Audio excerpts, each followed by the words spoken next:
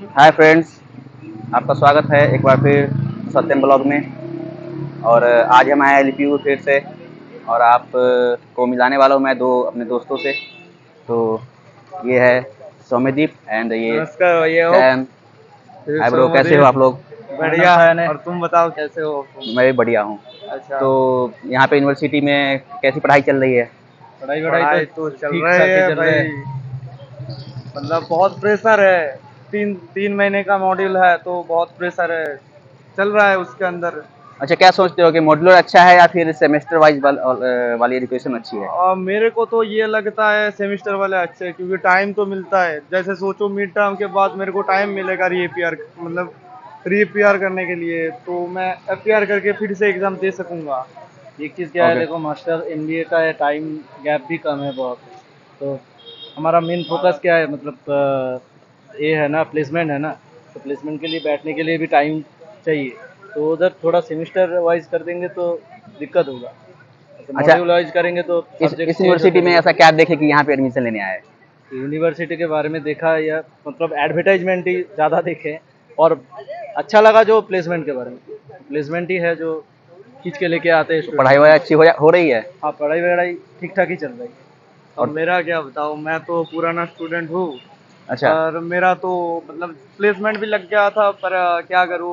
मैं सोचा कम सैलरी दे रहा है तो एमबीए कर लूँ। एमबीए का अच्छा। प्लेसमेंट इधर बहुत ज़्यादा अच्छा, है। तुमने यहाँ से बीटेक किया है? नहीं नहीं, मैं तो इधर से बीएससी एग्रीकल्चर कर चुका अच्छा, हूँ। BSc agriculture. फ्रेंड्स, ये हाँ। बीएससी एग्रीकल्चर यहाँ से एलपीयू से कर चुके हैं।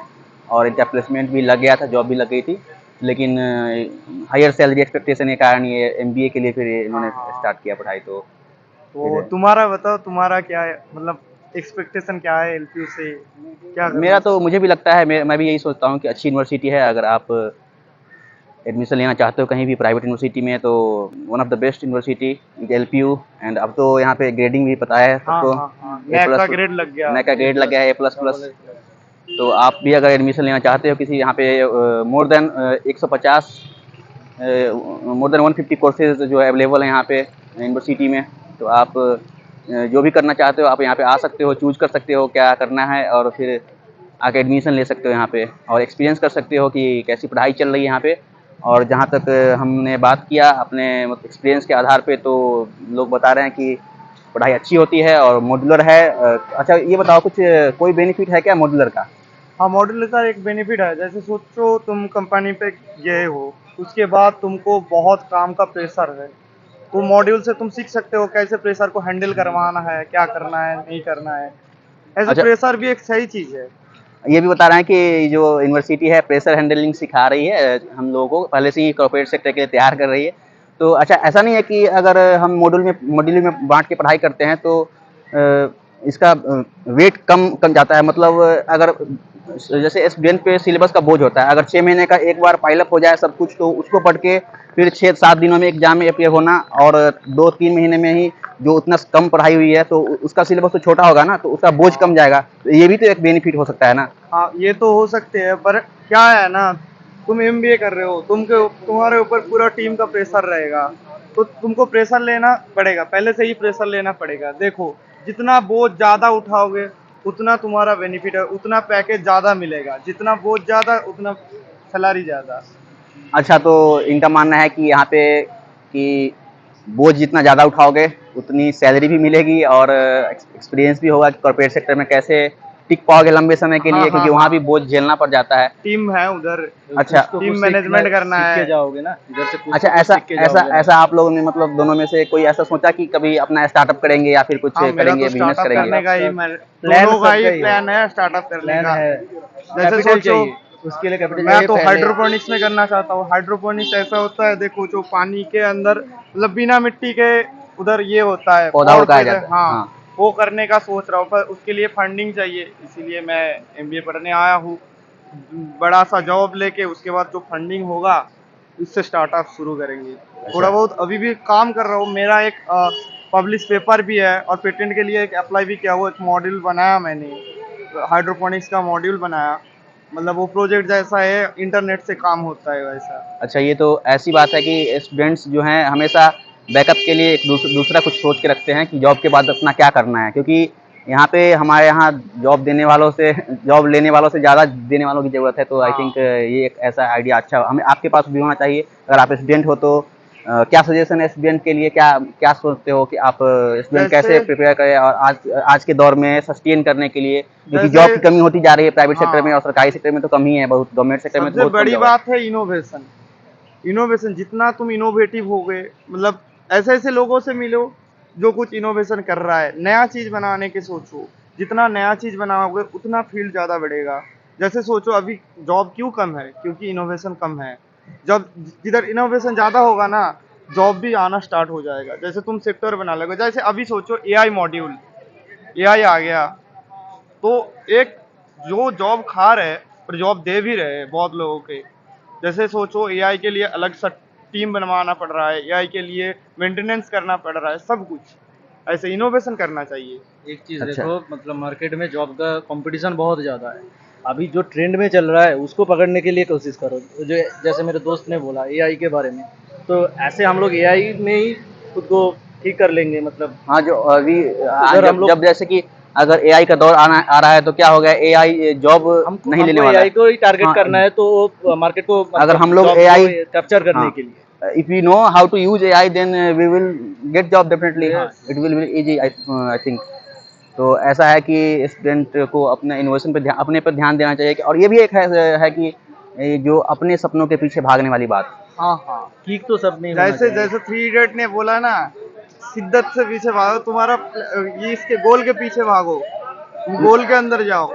भाई सब पैसा तो आ ही जाएगा, नहीं कैसे तो भी आज करके आ के ही स्टूडेंट जो सकता हैं है। लोग कहीं ना कहीं स्टूडेंट्स हैं या फिर जो भी यूथ हैं, कहीं ना कहीं वो सोसाइटी के प्रेशर में आके अपना डिसीजन ले हाँ लेते हैं कि जॉब करनी है मुझे और ये हाँ, पैसा वो कुछ भी है ना। और कमाना है, मम्मी लेकिन पापा का भी प्रेशर है, सब कुछ का प्रेशर है। जैसे सोचो वो जो थ्री इडियट्स में एक डायलॉग था ना, क्या करेगा फोटो खींच के ऐसा करके वो करके, है सब में है।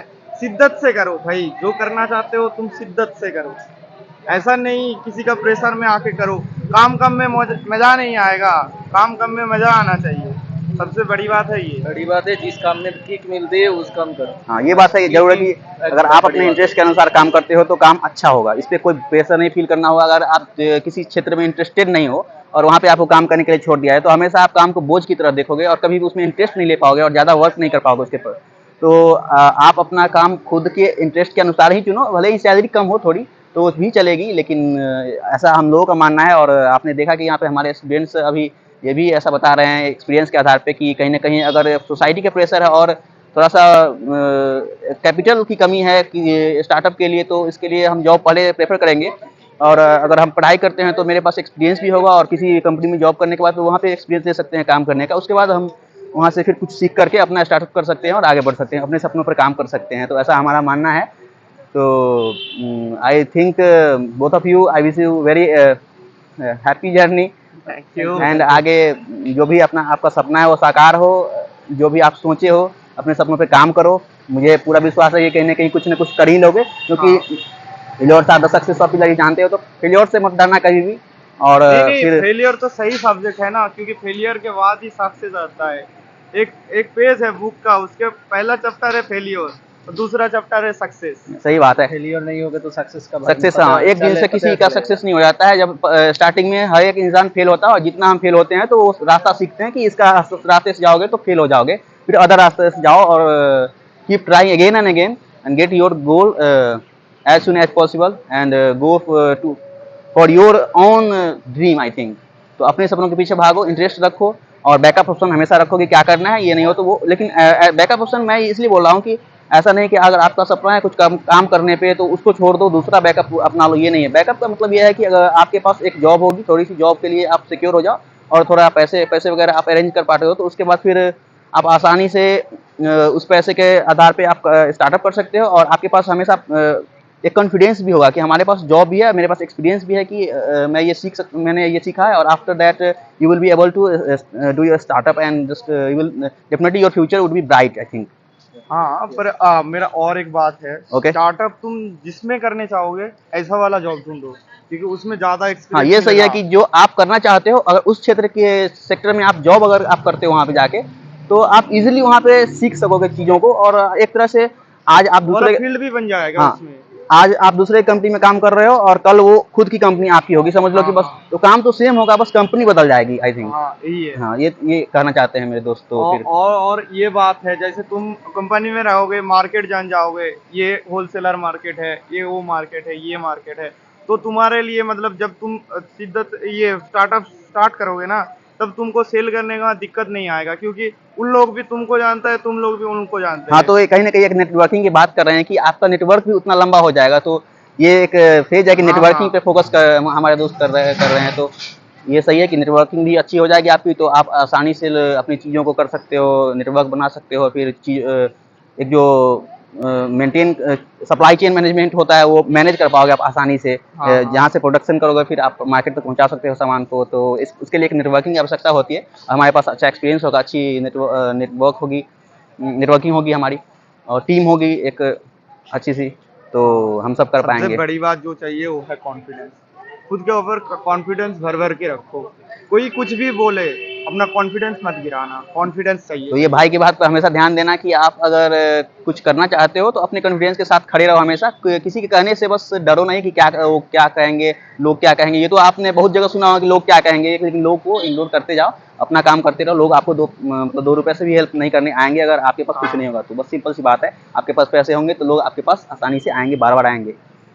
तो फिर मैं इस अभी हम लोग यहाँ पे इस वीडियो को यहीं तक ख़त्म करते हैं, फिर मिलेंगे कभी और फिर मैं स्वस्थ रहिए। एक बार मैं फिर विश करना चाहूँगा, एक अच्छी जर्नी हो, सब आप लोगों की सपना, आप लोग का सपना जो हो साकार हो, और आप लोगों का जो भी आप लोग देख रहे हैं उनका भी सपना साकार हो, और whatever you want to do do it from your heart and get the success in your life.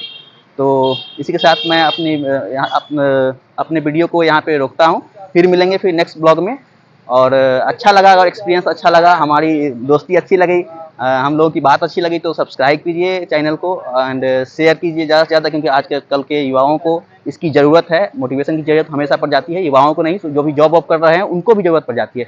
तो आप इसको शेयर करते रहोगे, लाइक करोगे एंड सब्सक्राइब करोगे, बेल आइकन पे ज़रूर दबाना, क्योंकि अगर जब भी नई वीडियो यहाँ पे आती है तो आपको उसका नोटिफिकेशन जाएगा और फिर आप देख पाओगे। Okay, thank you so much. Bye bye. Okay, bye.